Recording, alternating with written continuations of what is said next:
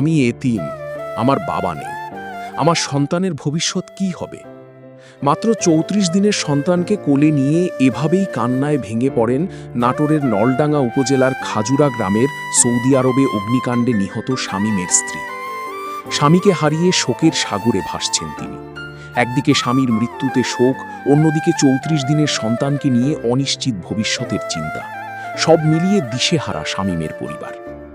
শামীমের স্ত্রী ও স্বজনদের একটাই দাবি, মাননীয় প্রধানমন্ত্রীর কাছে তারা আকুতি জানাচ্ছেন সৌদি আরবে নিহত শামীমের নিথর দেহ যেন দ্রুত বাংলাদেশে ফিরিয়ে এনে পরিবারের কাছে হস্তান্তরের ব্যবস্থা করা হয়।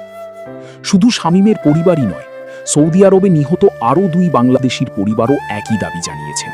বিকালে এই ঘটনা শুনে রাখছে। সরকারের কাছে আমার একটাই চাওয়া, আমার স্বামী খুব দ্রুত তাড়াতাড়ি দেশে আনার ব্যবস্থা করে দিই, আর আমার এই ছোট্ট বাচ্চার কিছু একটা ব্যবস্থা করে দিক। আমি এই বাচ্চাটাকে নিয়ে কি করব, কোথায় যাব, কার কাছে যাব? এই বয়সে আমি কি করব আমার এই বাচ্চাটাকে নিয়ে? আমার বাচ্চার ভবিষ্যৎ কি হবে? আমার এই বাচ্চার ভবিষ্যতের জন্য কিছু একটা করে দেয় যেন সরকারে।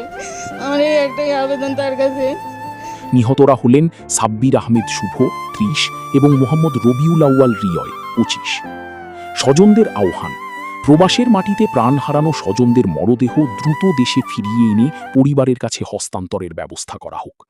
শেষবারের মতো প্রিয়জনের মুখ দেখে যেন যথাযথ ধর্মীয় ও পারিবারিক রীতিতে তাদের দাফন সম্পন্ন করতে পারেন স্বজনরা। নলডাঙ্গা উপজেলার খাজুরা ইউনিয়নের 3 জন নিহত হয়েছে।